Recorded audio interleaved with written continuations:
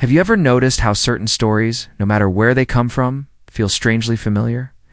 Whether it's the tale of a hero slaying a dragon in Europe, or a wise sage guiding a lost traveler in Asia, the patterns repeat themselves. It's almost as if humanity shares a secret script, a hidden blueprint written deep inside us all. Carl Jung called these universal patterns archetypes. These archetypes are not just cultural coincidences. They are not accidents of storytelling or myths that somehow spread across oceans. Jung believed they are part of something much larger, what he called the collective unconscious, a vast reservoir of memory, symbols, and experiences that humanity shares at the deepest level of the psyche. Archetypes live there like timeless characters, waiting to step into the stage of our dreams, our myths, and even our daily lives. When you look around, you see them everywhere. The hero who fights against overwhelming odds, the mother who nurtures, protects, but also suffocates. The trickster who brings chaos but forces transformation. The wise old man or wise woman who carries hidden knowledge. These figures are not confined to mythology. They show up in movies, in books, in our personal relationships, and sometimes in the mirror. Think about your favorite films.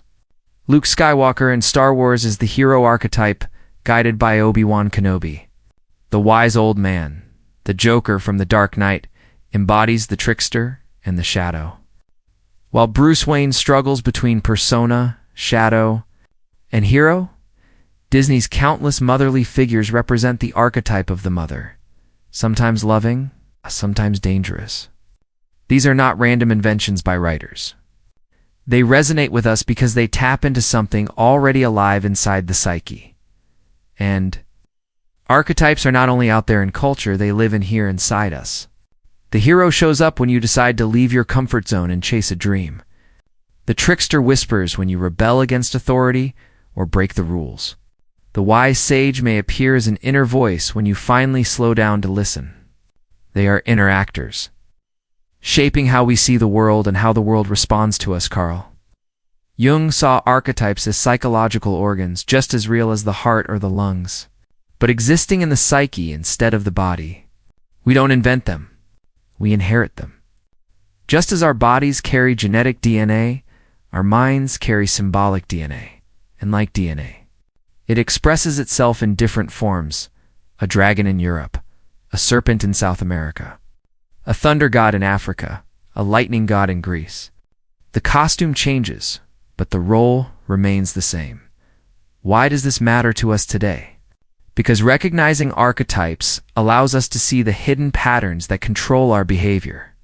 Without awareness, we become puppets, replaying the same roles across generations. A son who never escapes the grip of a controlling mother is trapped in the mother archetype. A person who always sabotages themselves before success may be unconsciously embodying the trickster. A society that glorifies war is under the spell of the warrior archetype, its shadow form. But when we learn to recognize these patterns, we take back power. The story no longer controls us. We can choose how to live it. Instead of being swallowed by the shadow, we can integrate it. Instead of being consumed by the hero's endless fight, we can step into the role of the sage, bringing wisdom instead of destruction. Archetypes become guides, it's not jailers. And here lies Jung's brilliance. He showed that meaning is not random, that the symbols that haunt our dreams are not meaningless. They are the language of the psyche itself. Archetypes are that language made visible, giving shape to our deepest fears, our highest hopes, and our eternal struggles. So, when you dream of falling, or you're drawn to a certain type of character, or you can't stop watching a story unfold even though you know the ending, pause. Ask yourself, which archetype is speaking to me right now? Because if you listen closely, you may discover that these patterns are not just ancient stories. They are the blueprint of your own soul. Asterisk archetypes, at their core, are not characters in a story, but energies that shape human experience.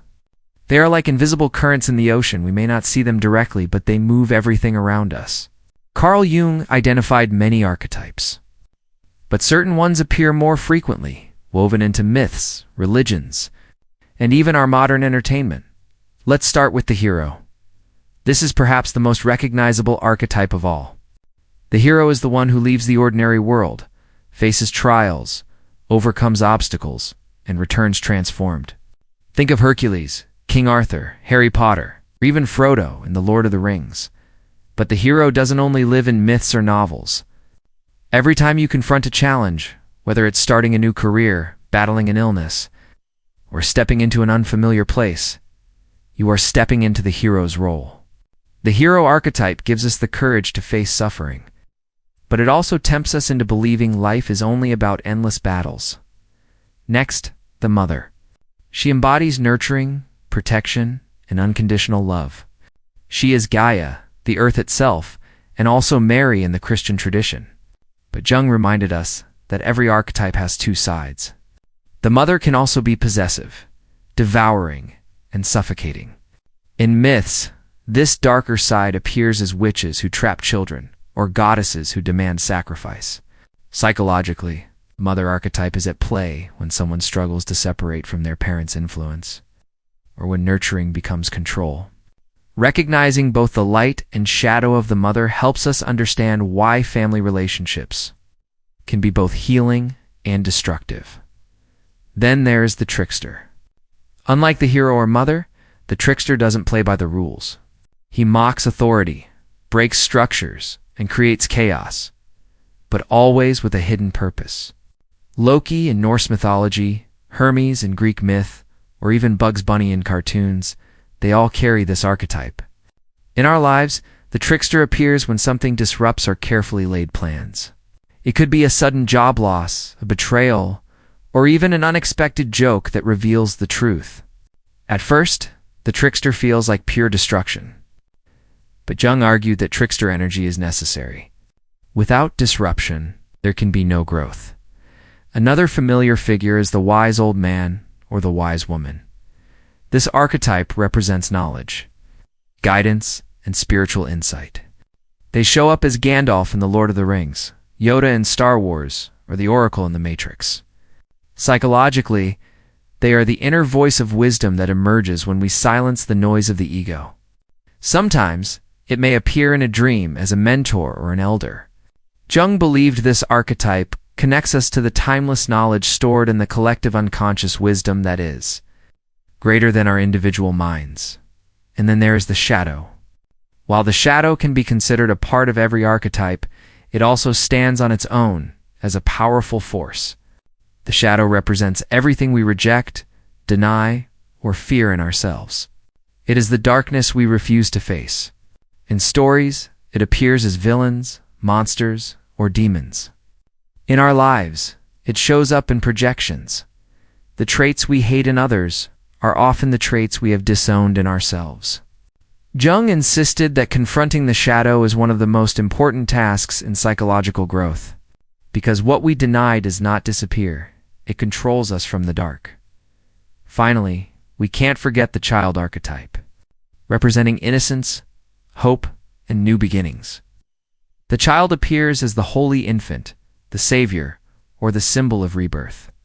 But the child also has its shadow, helplessness, dependency, and the refusal to grow. In adulthood, this archetype can be seen when we cling to naivety or expect others to rescue us. Yet, the child also reminds us of our capacity to see the world with fresh eyes and to begin again. Even after failure, what unites all these archetypes is their universality. They are not bound by culture, language, or religion. Whether in Native American myths, Hindu epics, or Hollywood films, they appear again and again. Jung's insight was that these figures are not merely stories, they are psychic realities. Living forces in the unconscious mind. Understanding archetypes is not about memorizing definitions. It's about learning to see the patterns playing out in your own life. Which archetype is most active in you right now? Are you fighting like the hero? Are you clinging like the child? Are you nurturing like the mother? Or are you being shaken by the trickster? By asking these questions, you begin to map the symbolic landscape of your psyche. And here's the most fascinating part. Archetypes evolve. The hero in one stage of life may become the sage in another. The trickster that once disrupted your career might later reveal itself as the source of your greatest transformation. Jung believed individuation. The process of becoming whole requires us to meet each archetype, wrestle with it, and eventually integrate it. So, when you notice these universal figures in myths, movies, or even in your daily conflicts, don't dismiss them as coincidence. They are mirrors, showing you something eternal about yourself. To ignore them is to miss the script your soul is trying to follow. To embrace them is to step consciously into the great play of life. Archetypes may sound like lofty, abstract ideas, figures hiding in myths and old books, but the truth is, they are alive in the way you live, the choices you make, and even the people you are drawn to or repelled by. The real power of Jung's discovery is not in theory, but in practice. Once you learn to spot archetypes in your own life, you start to see the invisible hands shaping your behavior and relationships. Let's begin with the hero archetype. Maybe you're in your 20s, starting a new career in a city far from home. Every morning feels like a battle, and you're constantly proving yourself against obstacles. That drive to conquer, to push forward, to test your limits, that's the hero in you. But what happens if you stay in hero mode too long? Life becomes an endless fight, and burnout follows. The application here is awareness. Ask yourself, am I living out the hero archetype? And is it serving me or consuming me? Now, think about the mother archetype. Even if you're not a parent, you live this pattern in subtle ways. Maybe you take on the caretaker role among friends, always the one who listens and comforts. Or maybe you're the one who feels smothered by a partner who loves so much that it feels controlling. These are both expressions of the mother archetype. Recognizing it helps you set boundaries. Love is powerful, but too much protection can suffocate growth. By naming the archetype, you can adjust nurturing without controlling, receiving without being trapped. The trickster archetype often shows up in moments we don't expect. Have you ever had your plans collapse overnight, a job offer withdrawn, a relationship ending suddenly, or a friend betraying your trust? In the moment, it feels like destruction. But later, you realize it forced you to change direction, to grow in a way you never would have chosen voluntarily. That's the trickster at work. By identifying it, you can shift your mindset. Instead of asking, why me? You can ask, what is this trying to transform in me? The wise old man-woman archetype appears in many subtle ways. Maybe you've had a dream where an elder gave you advice. Maybe in waking life, you suddenly feel a quiet inner voice telling you, wait, slow down, don't rush. That is the sage energy breaking through. One practical way to connect with this archetype is journaling. When you write, you create space for that inner wisdom to speak. You may be surprised at how much guidance was already within you. And let's not forget the shadow. This archetype often comes disguised as that person you can't stand. Maybe you dislike someone at work because they're arrogant, always showing off. Jung would suggest pausing and asking, what part of myself have I disowned that looks a little like this arrogance? Maybe you were raised to never brag, and now you project your own repressed desire for recognition onto others. The shadow becomes a teacher when you stop projecting and start integrating. Instead of hating arrogance, you may learn to claim healthy confidence for yourself. Practical. Application means we begin to see life as more than random events. Arguments with family are no longer just about he said, she said. They are the mother and child archetypes, clashing. The stress of a new project is not just about deadlines. It's the hero stepping onto the battlefield. The betrayals and chaos that knock you off your feet, that's the trickster clearing the path for transformation. When you can label these patterns, you gain distance. You no longer drown in the chaos of emotion. Instead, you step back and say, I see the archetype at play here. That shift in awareness is powerful. It means you can respond, not just react. You can ask, do I want to keep playing this role? Or is it time to step into another archetype? Jung often said that what we do not make conscious appears in our lives as fate. Archetypes are the perfect example. If you do not recognize them, you will be pulled along by them unconsciously. You will repeat the same relationship patterns, the same failures, the same conflicts, believing it's just bad luck. But once you recognize the archetype, fate turns into choice. A useful practice is to review your day and ask, which archetypes did I live today? Did you act like the hero pushing through challenges? Did the shadow erupt in anger at someone close? Did the mother emerge in caring for a friend? This reflection helps you map your inner world. Over time, you see which archetypes dominate and which remain neglected. Another exercise is dream journaling. Dreams are the theater of archetypes. The characters that appear are not random. They are expressions of these universal forces. When you meet a warrior, a monster, or a wise guide in a dream, you are encountering archetypes directly. By recording them, you start a dialogue with the unconscious. Archetypes are not about putting yourself into a box. They are about freeing yourself from the box you didn't know you were in. When you see the archetypes moving within you, you stop being a puppet of unconscious forces.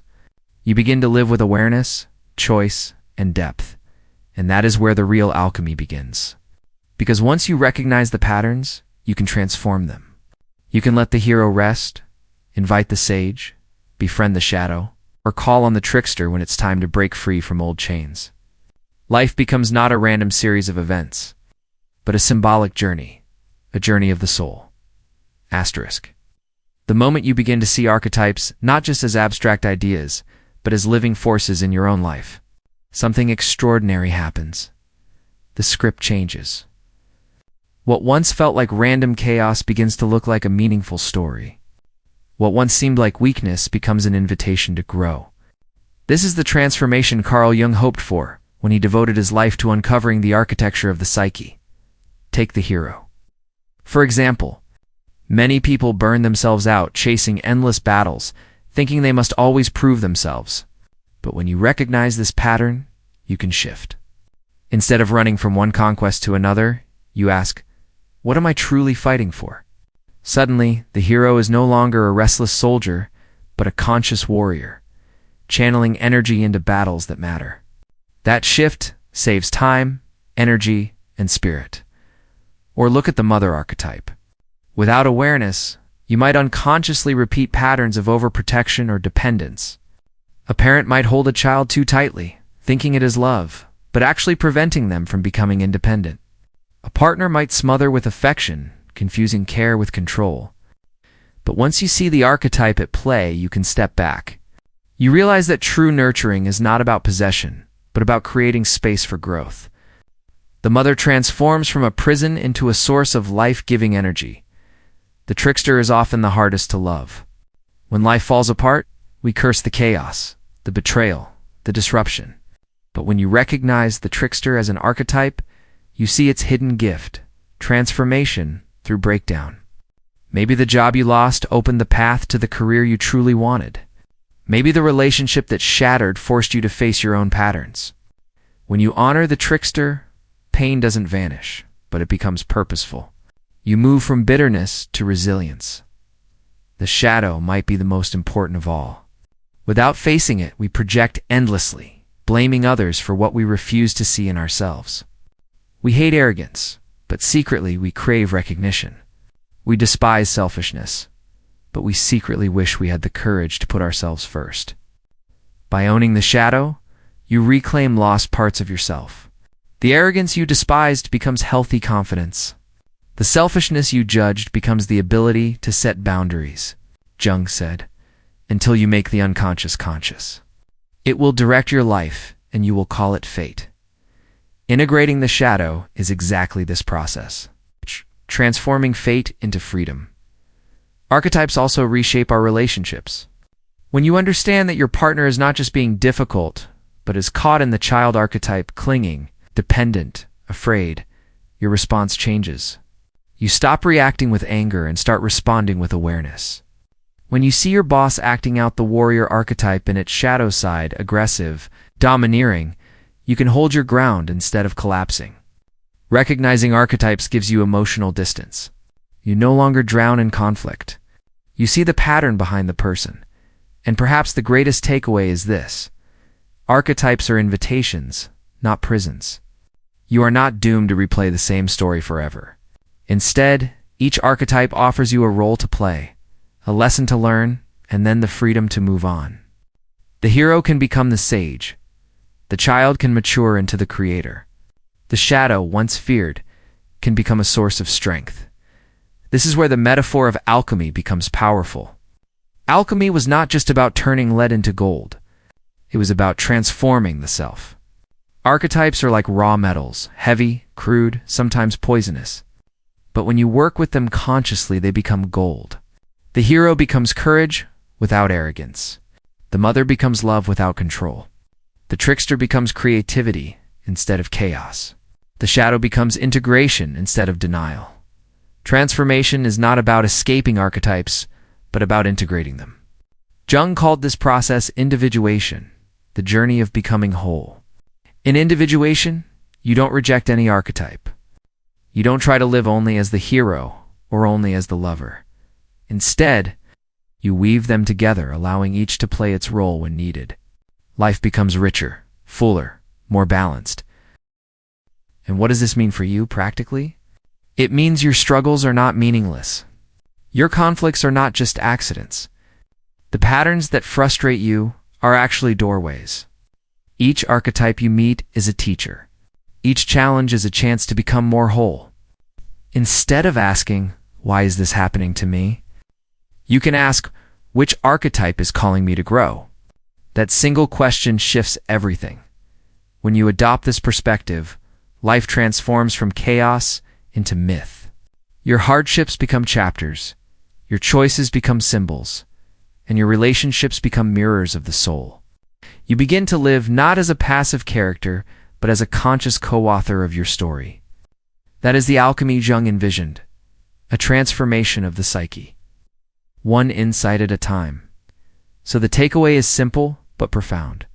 Learn to see the archetypes, not as abstract theories, but as living companions on your journey. Recognize them, integrate them, and let them shape you.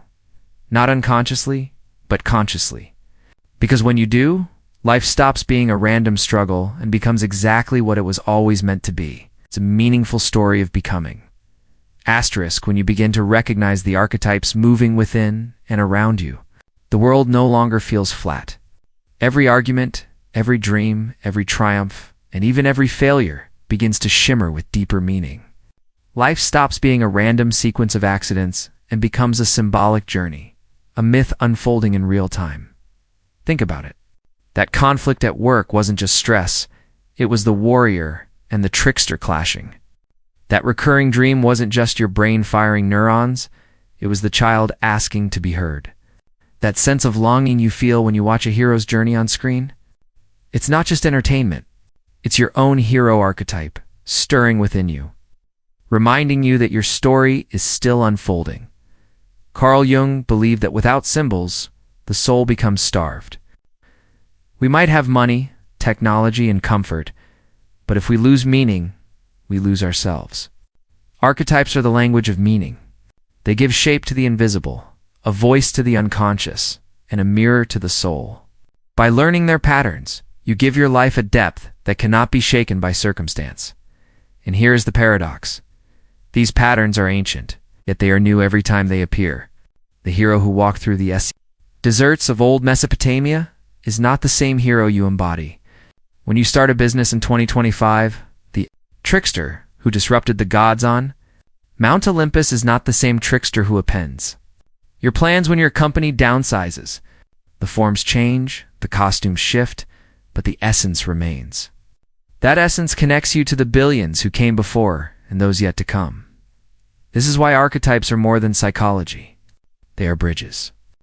They connect the individual to the collective, the present to the ancient, the conscious to the unconscious. When you step into awareness of them, you step into a timeless dance. You realize that your struggles are not yours alone.